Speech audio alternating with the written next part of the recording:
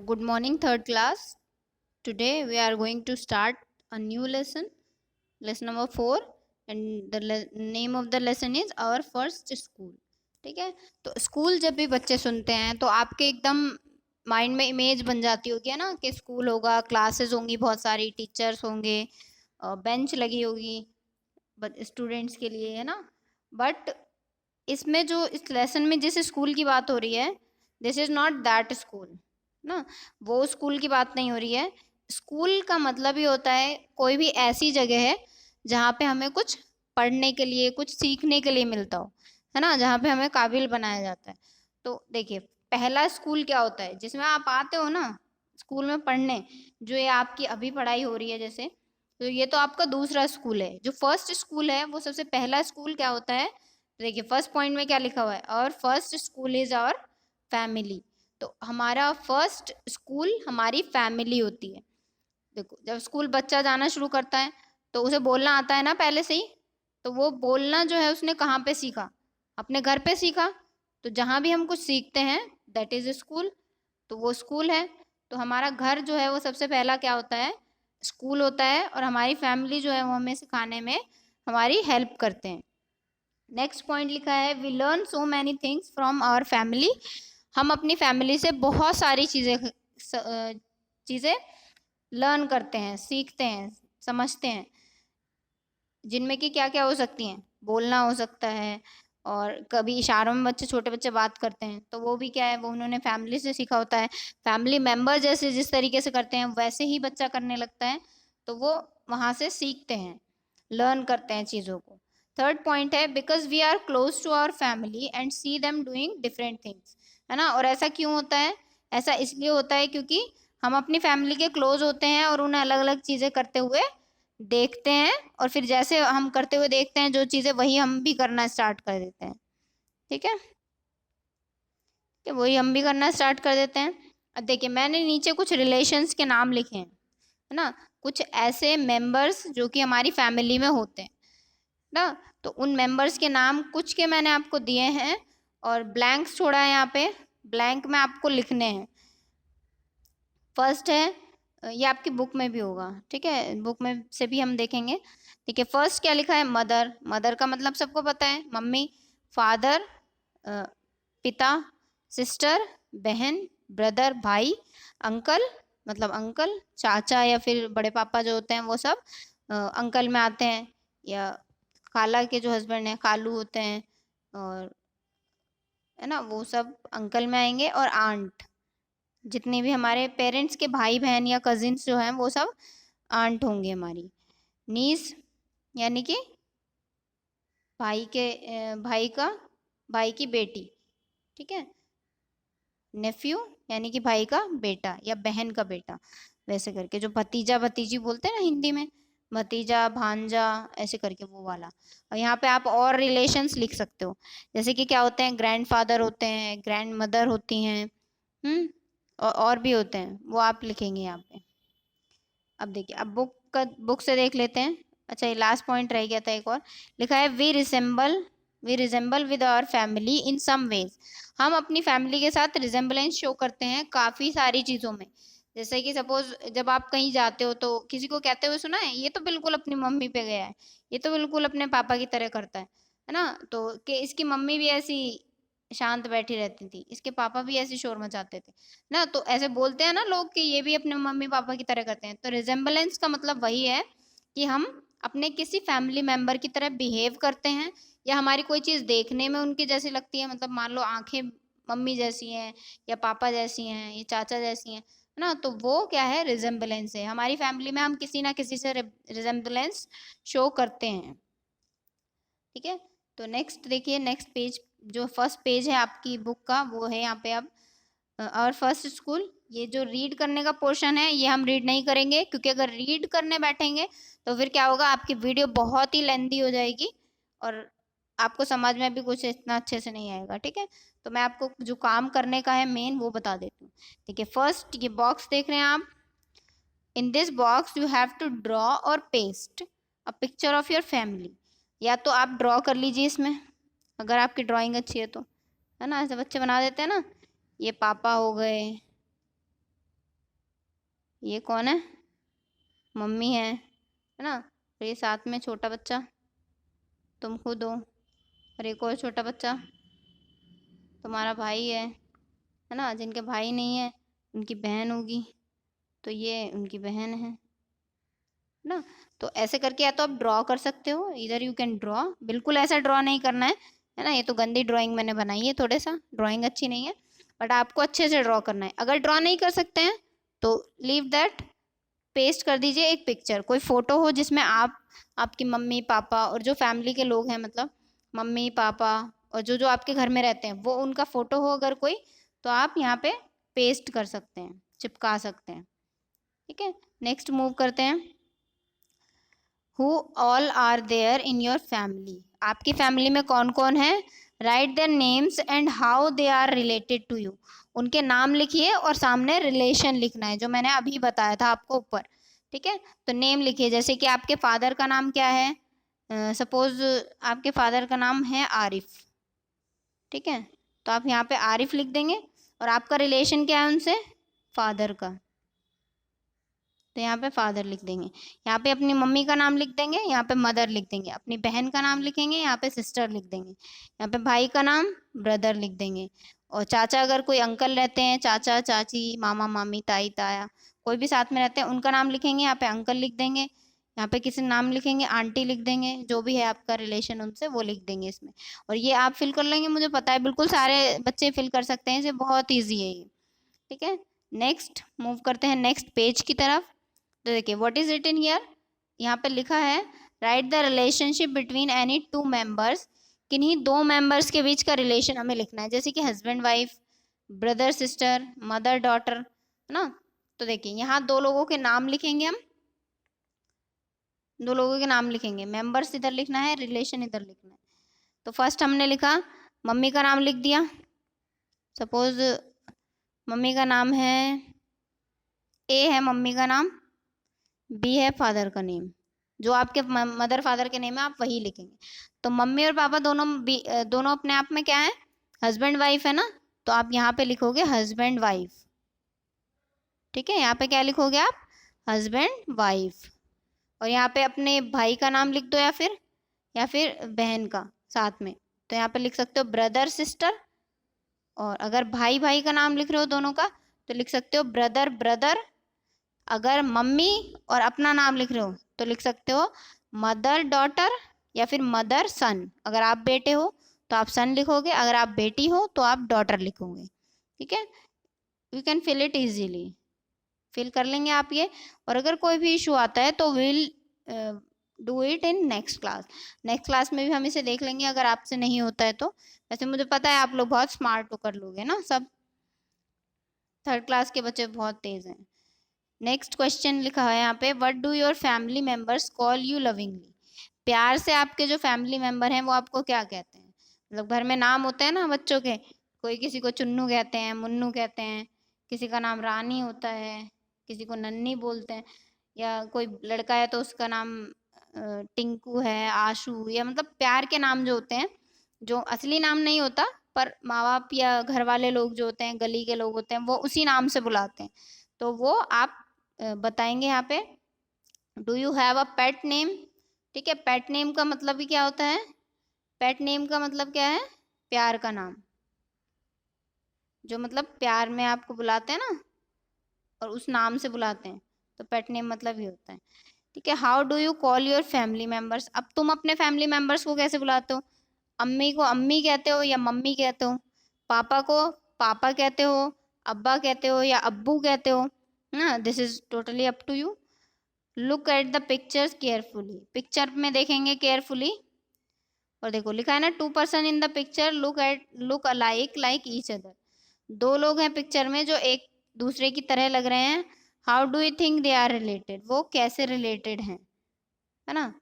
अब देखो कौन दो लोग एक जैसे लग रहे हैं, तो देखिए अगर हम देखें तो ये दोनों भी एक जैसे लग रहे हैं देखने में, तो ये सॉरी ये नहीं, बच्चे ये दोनों लड़कियां जो है ना, एक जैसी लग रही हैं, बस बाल एक के वैसे हैं, एक के सीधे बाल हैं, स्ट्रेट बाल हैं, एक के करली है। तो ये क्या हो सकती हैं, ये दोनों सिस्टर हो सकती हैं, है ना, बहनें हो सकती हैं ना ये दोनों, ये सिस्टर्स हो सकती हैं। अब देखिए ये अंकल और ये आंटी एक जैसी लग रही हैं कुछ कुछ, तो ये क्या हो सकती हैं, हो सकते हैं, ये हो सकते हैं मदर और सन। क्या हो सकते हैं, मदर और सन, है ना, यानी कि ये बेटे हैं, ये मम्मी है इनकी, है ना। और इन बच्चों में भी देखें तो अगर ये इनसे मैच कर रहे हैं दोनों लड़कियां, तो ये क्या है, मदर और ये डॉटर्स ना। बस ये समझने के लिए आपको लिखना नहीं है इसमें, बुक बुक में जो है बस वो फिल करना है। अब देखिए नेक्स्ट पेज पे लिखा है, is there any similarity between you and any other member of your family. क्या तुम्हारे अंदर और तुम्हारे फैमिली मेंबर्स के अंदर कुछ है ऐसा जो एक जैसा लगता हो, है ना। जैसे कि हमारे यहाँ पे, मैं अपना बताती हूँ ना, हमारे यहाँ पे बोलते हैं कि जो आंखें हैं ना मेरी, तो वो मेरे फादर जैसी हैं। तो आपको भी कोई कहते होंगे कि भाई ये बच्चा ये बहुत जोर जोर से रोता है, इसकी मम्मी भी ऐसी रोती थी बचपन में ना। तो वो आपको बताना है, in the way you talk. अब देखो वो क्या क्या हो सकते हैं, बात करने का तरीका हो सकता है, चलने का तरीका हो सकता है, मतलब हंसते हैं जिस तरीके से होता है ना, मम्मी पापा में से किसी एक की तरह हमारी हंसी होती है। और इवन योर लुक्स, और यहाँ तक कि आंखें नाक वगैरह देखने में एक जैसे लगते होंगे। विद whom एंड हाउ, किसके साथ आप एक जैसे लगते हैं और क्यों लगते हैं, है ना। तो अब आपकी अगर आईज हैं तो आप लिख दोगे यहाँ पे आईज, और किसके साथ, किसके जैसी हैं आईज, अगर फादर के जैसी हैं तो आप यहाँ पे फादर लिख देंगे, है ना। और अगर देखो वॉक, चलने का तरीके को आपको कहते हैं अगर लोग कि अपनी मम्मी की तरह चलते हुए फादर की तरह, तो आप वॉक लिखोगे इधर, इधर सामने क्या लिख दोगे, मदर, यानी कि मम्मी की तरह। स्माइल का अगर कोई बोलता है तो स्माइल इधर लिखोगे स्माइल, और इधर लिख दोगे जिसकी भी तरह, अंकल की तरह अगर बोलते हैं तो अंकल लिख दोगे यहाँ पे, चाचू की तरह, है ना। नेक्स्ट, अब देखिए पिक्चर देखिए आप, इस पिक्चर में क्या कर रहे हैं ये लोग, कपड़े वॉश कर रहे हैं ना, क्लोथ्स वॉश कर रहे हैं, और फिर सुखा रहा है कोई, कोई वॉश कर रहा है, कोई रगड़ने में लगा हुआ है, सब ये काम कर रहे हैं। आगे देखिए क्वेश्चन पूछा है फिर इसी के हिसाब से, तो ये जो फैमिली है, इस फैमिली में lend a hand in washing, ये लोग वॉशिंग का काम करते हैं, ड्राई करते हैं कपड़ों को, सुखाने का काम, और आयरन करते हैं, आयरन में ना प्रेस करते हैं। तो Anwari and her cousin Taufiq are also learning the work done by the family. Anwar और कजिन, अनवरी का जो कजिन है तौफीक, ये दोनों मिलके क्या कर रहे हैं, काम सीख रहे हैं, जो इनके यहाँ काम होता है ना ये कपड़े धुलाई का, वो काम सीख रहे हैं ये लोग। तो देखो इसमें क्वेश्चन लिखा है, क्वेश्चन क्या लिखा है, is your family involve in any particular work. क्या तुम्हारी फैमिली भी कोई पर्टिकुलर वर्क करती है, अगर यस तो क्या काम है वो ना। तो सपोज किसी के यहाँ पे कारपेंटर का काम होता है, कारपेंटर का काम समझ दो, जिसमें लकड़ी होती है ना, उससे फर्नीचर बनाया जाता है ना। तो आप लिख सकते हो, यस लिखोगे पहले तो, और क्या काम होता है, कारपेंटर का, जिसमें चाचा पापा सब लगे होते हैं, तो कारपेंटर लिख दोगे। या आपकी कोई मोबाइल शॉप है, उसी में आपके चाचा भाई, चाचा पापा भाई सब लोग रहते हैं, मतलब उसी में काम करते हैं, तो आप लिख सकते हो यस, और फिर जो काम है वो आगे लिख देना, ठीक है। नेक्स्ट है, do you help the family with the work. क्या तुम भी अपनी फैमिली का वर्क में हेल्प करते हो, तो if yes then write yes, if no then write no. और नो के आगे क्या लिखोगे, no I do not help the family with the work. और यस के आगे क्या लिखोगे, yes I help the family with the work. और मैं लिख के नहीं भेजने वाली हूँ, इसलिए जो वीडियो देखेंगे वही आंसर लिख पाएंगे, ठीक है। बहुत बच्चे स्मार्ट बनते हैं, पीडीएफ ले लेते हैं, बस पीडीएफ में से लिखा और छुट्टी, और कुछ काम नहीं करना है उन्हें। तो ऐसे नहीं करना है, वीडियो देखेंगे तभी आपको आंसर्स का पता चलेगा, ठीक है। नेक्स्ट है, we learn many things from our family members. Anwari and her cousins learn cycling from her uncle. तो अनवरी जो है उसने अपने कजिन से साइकिल चलाना सीखा, सॉरी अनवरी और उसके कजिन ने क्या सीखा, साइकिल चलाना, किससे, अंकल से सीखा ना। तो आपने भी कुछ ऐसी चीज़ें सीखी होंगी, you also have learn, you also learn many things from your family. तुमने भी अपनी फैमिली से कुछ चीज़ें सीखी होंगी। वट आर फ्रॉम हुम, क्या चीज़ किससे सीखी है वो लिखना है। मान लो सिलाई मशीन चलाना किसी ने सीखा है ना, गोल गोल उसे कैसे घुमाते हैं, तो वो आप लिख दोगे कि ये सीखा है और इससे इस फैमिली मेंबर से सीखा है। ठीक है, नेक्स्ट है थिंक एंड राइट।